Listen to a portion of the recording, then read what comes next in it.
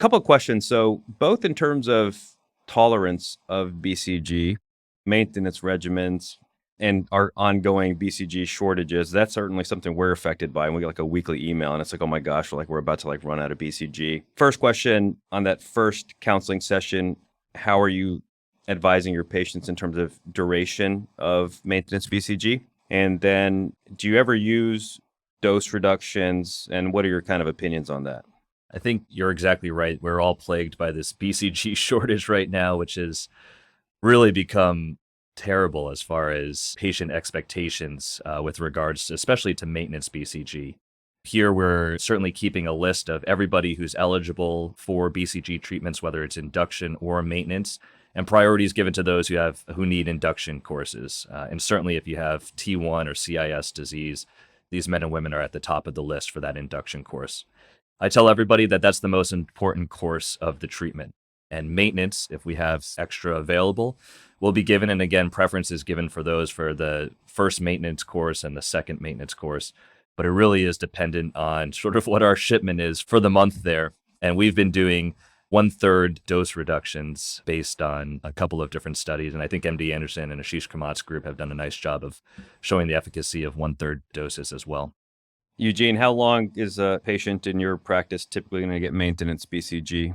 So I typically give or try to give at least 1 year of SWOG protocol maintenance BCG, 3, 6, and 12 months. And then, depending on the availability of BCG at that point in time, we may go, to try to go for the full 3 years. But I think, as Tim had said, it's more important to prioritize the induction. And we typically will prioritize full strength induction course BCG rather than 1/3 dosing, with the caveat that some of my partners with discussions with their patients often will not give maintenance BCG. And I think, if you go back to the original studies of that and look at that, not everyone necessarily derives clinical benefit from the maintenance BCG. There's probably about a 25% benefit in recurrence-free survival, potentially a benefit for progression-free survival, but at least the SWOG clinical trial used that composite endpoint of disease worsening.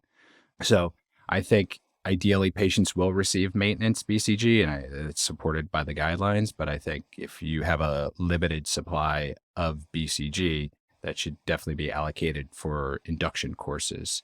And if I could go off script just for 1 second and put a plug for an upcoming ECOG study, the Bridge trial, that's going to be randomizing patients with newly diagnosed non-muscle invasive disease, high-grade disease, between BCG versus gemcitabine and docetaxel. And I think as a community, that's going to be such a critical study to support, such an important trial to support as a bladder cancer community, since, BCG has been the first line option for over 40 years.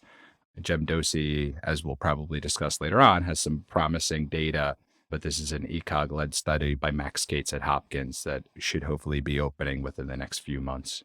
Yeah, couldn't be more excited. And honestly, our kind of GU oncology consensus here is, if we get to dire straits with BCG, we're going to shift to gemdosi kind of first line. And yeah, familiar with the trial. I think it's great. It's an awesome trial. It's a big trial. It's an ambitious trial. But I do think gemcitabine docetaxel has been plagued by lower quality evidence, which is why it's not a part of our kind of FDA approved armamentarium in the BCG refractory space. And of course, we'll kind of talk about that.